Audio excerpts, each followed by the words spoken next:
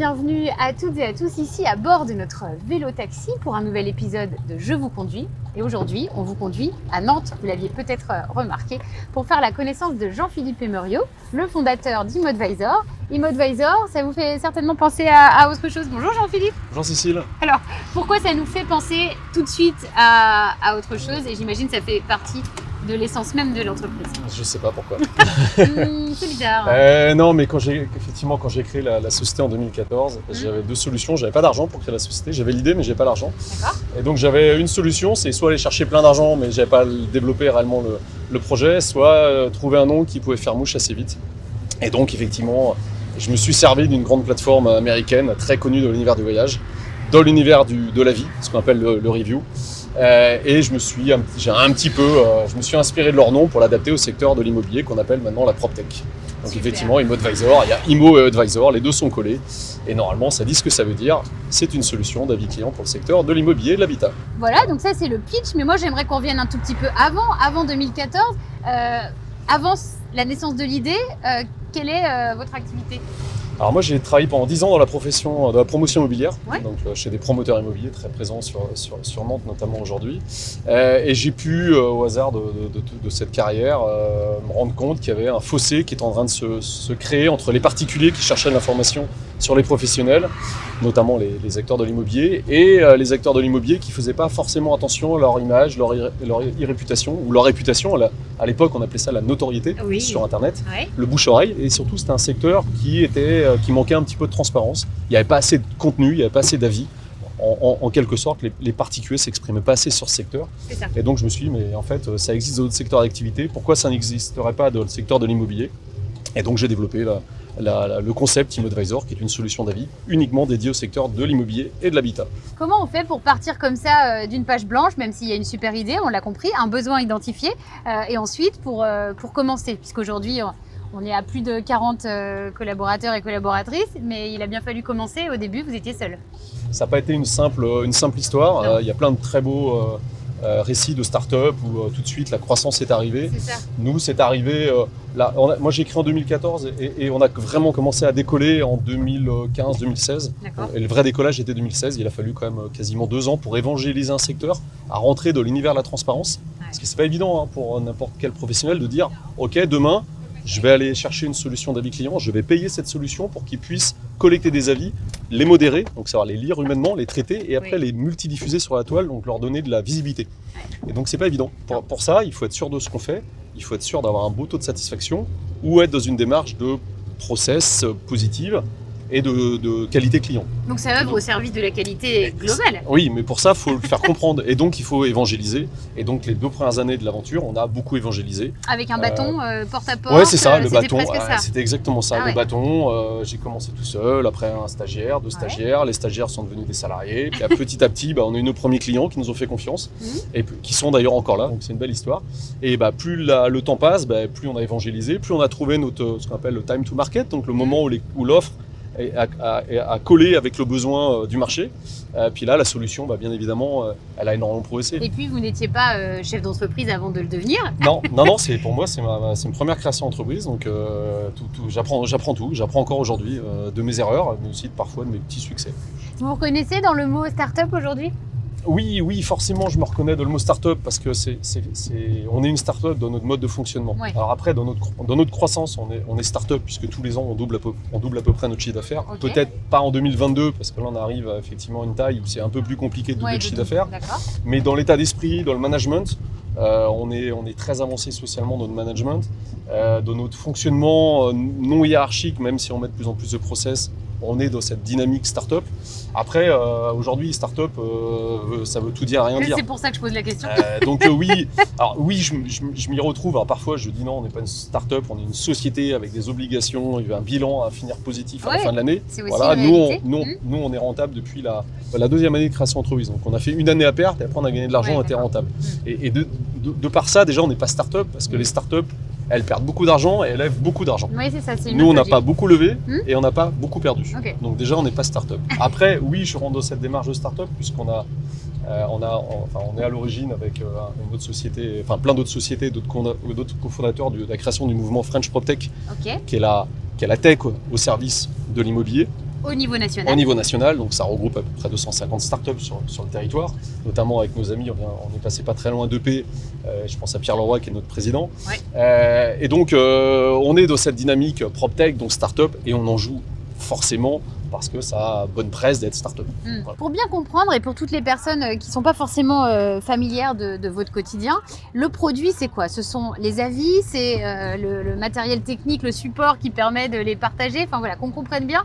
Vous, ce sur quoi vous mobilisez le plus votre attention? Alors nous, notre solution en fait, elle répond à un besoin simple, c'est qu'aujourd'hui il y a 90% des particuliers, quand ils font une recherche sur internet, ils vont aller lire des avis clients. Nous, notre objectif, notre job, c'est de dire à un professionnel de l'immobilier et l'habitat, une agence, un promoteur, un diagnostiqueur, un courtier, puis il y en a plein d'autres, immobilier entreprise. Donc ça, ce sont les clients. Ce sont les clients. On leur dit, il faut que vous soyez sur la première page des recherches de Google. Il faut que vous soyez au top classement, parce que si vous êtes éloigné, on ne vous trouvera pas. Et en plus, votre marque employeur ne sera pas bonne. 2, vous ne serez pas visible. 3, vous aurez moins de contacts et vous allez avoir un mauvais chiffre d'affaires. Puis dernier point qui n'est pas le plus petit des points. Si on laisse les particuliers écrire naturellement, si on laisse s'exprimer les particuliers naturellement, il n'y a que les mécontents qui vont écrire des avis. Et ces avis vont être négatifs. Donc si on ne crée pas ce qu'on appelle dans notre jargon une digue de protection, donc si on n'interroge pas tous ces une digue, comme ça on interroge tous ses clients. Bien sûr. Et c'est pas quelques clients qui font la note, mais c'est tous les clients d'une entreprise qui font la note. Et nous, on commercialise une solution en SaaS, sous forme d'abonnement. Software as a service pour les intimes. Je pense que quelqu'un vous a formé. Très bien. Et donc, on vend cette solution sous forme d'abonnement aux acteurs de l'immobilier pour qu'ils puissent prendre en main et en charge leur e-réputation à travers les avis clients et en travaillant leur visibilité locale. En gros, je suis un point de vente, une agence, un promoteur, et je vais travailler ma visibilité en local sur ma zone de chalandise. Nous, notre job, c'est de faire en sorte que les professionnels soient en haut et dans les 3 premiers. Donc l'outil, il est vendu aux professionnels. Voilà. Et eux, derrière, gèrent avec leur communauté. Voilà, c'est ça. Eux, avec nos outils, ils interrogent les clients. Donc, ils font la démarche d'aller chercher des avis. Les avis, ils arrivent via différents outils qu'on a. Donc, on a une application, on a un espace pro, on a du SMS, on a un lien WhatsApp. On a plein de solutions pour maximiser le volume d'avis, parce qu'aujourd'hui, avoir des avis, c'est très compliqué. Donc il faut se doter d'une solution pour en avoir beaucoup et d'une manière récurrente. Ces avis, une fois qu'ils sont récupérés dans notre solution, ils arrivent à Nantes, chez nous, dans nos bureaux, et on les modère, c'est-à-dire qu'on les lit tous humainement. Et pour ça, on a une équipe de modérateurs, d'hommes et femmes, qui les lisent tous. On ne les sous-traite pas à l'étranger, on le fait en France, chez nous à Nantes. On lit les avis et on contrôle qu'ils ne sont pas injurieux et on va contrôler 23 points. Est-ce que vous modifiez les fautes d'orthographe? Non, absolument pas, on n'a pas le droit de toucher un avis. Donc on contrôle 23 points, pour ça on est normé par la FNOR, qui vient nous faire un audit. Et depuis 2018, on enregistre tous les avis de la blockchain publique. C'est-à-dire que vous pouvez aller vérifier que cet avis n'a pas été modifié. Si vous promenez en ville et vous voyez un macaron ImmoAdvisor, vous dites ouais, cette agence, mon avis à pipote, vous allez vérifier et en fait tous les avis sont bien visibles sur la toile et non modifiés.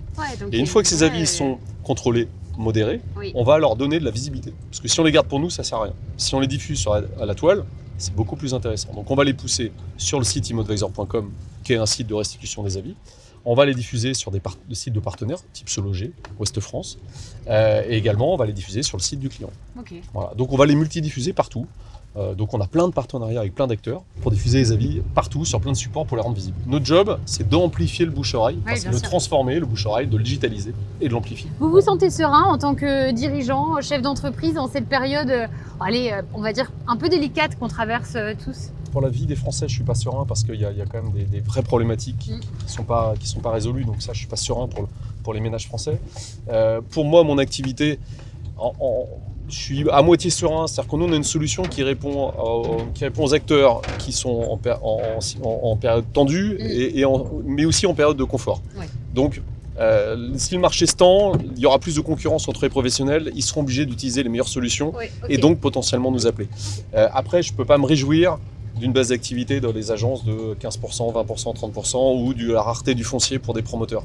Mais nous, sur notre activité, on va ralentir. Mais il n'y a pas péril de la demeure, c'est ce que j'adore cette phrase. Elle est un peu ancienne, mais elle me plaît bien. Moi j'aime bien les expressions un peu désuètes. C'est ce que je dis, mais c'est ce que je dis aux équipes, il n'y a pas péril de la demeure. Il faut juste nous on est une start-up, vous en parliez tout à l'heure. Si on ne sait pas faire preuve d'agilité dans cette période-là, donc là depuis septembre, on bat le combat, comment on va travailler différemment, quelle innovation produit on va sortir pour répondre encore plus aux besoins des clients, comment faire face à la conjoncture. Donc c'est à nous aussi d'aller chercher dans la difficulté les ressources. Donc je ne suis pas inquiet parce qu'on a les super équipes et on a les bonnes idées. Après, le marché, il est ce qu'il est. Il va falloir être souple. Il va falloir être souple, anguille, faire preuve de résilience. Il va falloir faire ce qu'on fait depuis 8 ans. Avec des hauts et des bas. Qu'est-ce que vous faites pour vous détendre, relâcher la pression éventuelle voilà, quand vous ne travaillez pas, vous êtes où? On peut vous trouver où? Je suis un passionné de bord de mer, donc pour me détendre, c'est du kitesurf. Ah, et alors c'est où le spot Les spots, il y en a plein. Ouais. On a des spots magnifiques, mais moi je suis un vrai passionné de kitesurf, donc en Vendée et en Charente-Maritime. J'ai 2 spots de prédilection qui sont juste magiques, en fonction de l'orientation du vent. Et c'est comme les pêcheurs, on ne dit pas le lieu exact, c'est ça? Si, mais... À Fromentine pour ceux qui connaissent et sur le banc du Bûcheron pour ceux qui connaissent aussi, c'est un spot de prédilection. Mais celui-là, il commence à y avoir du monde. Ah ouais, donc faut pas trop en parler. C'est quoi le plus difficile en kitesurf à appréhender? Le décollage, partir de la plage quand on n'y connaît rien. Et Vous en faites depuis longtemps? Oui, ça doit faire 10 ans que j'en fais. Ah oui. Et les réceptions de saut quand on monte trop haut et quand on tombe mal et on se casse les ligaments croisés par exemple. Par exemple, ça c'est du vécu. C'est du vécu de l'année dernière. Donc ça c'est le côté un peu moins drôle, mais ça fait partie des aléas de tous les sports. Quand on fait n'importe quoi, on se fait mal. Oui, c'est clair. Ça arrive. J'ai entendu, il n'y a pas péril dans la demeure, mais est-ce qu'il y a un autre slogan qui vous colle à la peau ou que vous répétez souvent en famille ou à l'entreprise? Aussi un regard. Ou pas, hein. Non, si, il y en a. En tout cas, quelque chose qui vous motive. Ce qui peut me marquer, ouais. Celle que je dis aux équipes, c'est qu'il faut qu'on chasse en meute.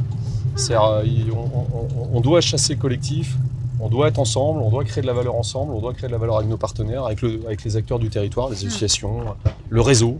Alors on n'est pas des foudres de réseautage, mais il faut qu'on soit là où on doit être. Donc chasser en meute, créer des synergies, créer de la valeur positive. Ça, c'est ce que je dis aux équipes.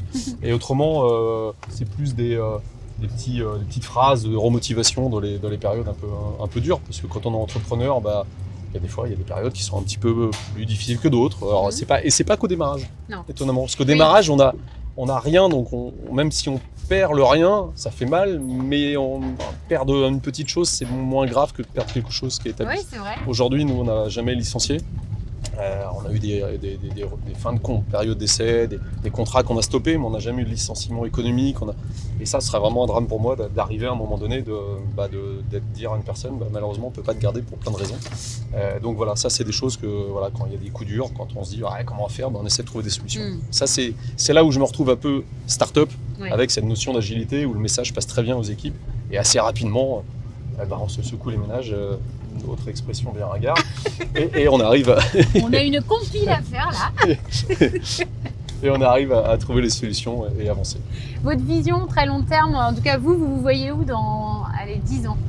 10 ans, alors déjà je ne donnerai pas mon âge de 10 ans. Dans 10 ans, alors nous aujourd'hui on est sur le marché France, sur un savoir-faire français qui peut s'exporter. Donc ça peut être une occasion d'aller dans les années, alors pas tout de suite, mais dans quelques années, d'aller exporter notre savoir-faire. Puis après on a des confrères, on a des concurrents, donc il y a peut-être une place à prendre pour être vraiment leader incontestable et incontesté européen. Donc soyons ambitieux, nous on est assez pragmatique, c'est-à-dire qu'on a des ambitions de bons pères de famille. Simple, mais magnifique, magnifique. Mais on a des ambitions, mais en fait nous on avance à l'ambition, on avance au projet. Donc on a des ambitions, mais on est assez pragmatique. Donc des choses simples, continuer à croître, et surtout que ça c'est un point extrêmement important, c'est que tout le monde vienne avec le sourire et qu'on garde notre ADN. Et la bienveillance qu'on on a fait un séminaire en septembre là au Cap Ferret, on est tous partis et on a eu c'est notre premier séminaire, tous ensemble, donc 40 personnes dans un car, et hop, en 2 jours faire la fête. Et Koh-Lanta sur la plage, et il y avait une ambiance de dingue, et surtout un état d'esprit, l'ADN du début. Et ça, c'est surtout à ne pas perdre. Ouais, j'imagine, c'est chouette. Merci beaucoup Jean-Philippe. Merci pour toutes ces confidences, merci pour cette promenade illustrée aux couleurs d'Immodvisor. Et donc on imagine aller encore plus loin avec pragmatisme. On vous souhaite plein de belles choses. Et le bon sens paysan. Et le bon sens paysan, le fameux BSP. Voilà. Merci à vous d'être fidèles au rendez-vous. Et puis on se retrouve très vite pour un nouvel épisode de Je vous conduis. Au revoir. Je vous conduis vous a été présenté par CIC West.